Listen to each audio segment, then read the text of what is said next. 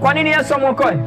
Yesu mwanaume yule alikuwa amesimama juu ya maji. Mwanaume azami, mwanaume hajadumbukia katika dhambi, mwanaume hajadumbukia katika maji ya dhambi ya dunia hii. Mwanaume kasimama. Biblia inasema hakuna yeyote anayeweza kusema kana kwamba Yesu ana dhambi kwa namna yoyote. Hakuna kitabu cha imani yoyote kinachoweza kusema ya kwamba huyu mwanaume Yesu Kristo alikuwa na dhambi ya aina yoyote. Kwa nini tusimfuate? Kwa nini tusimwamini? Kwa nini tusipate kuweza kuingia katika hali ya kupiga hatua mpaka kwake?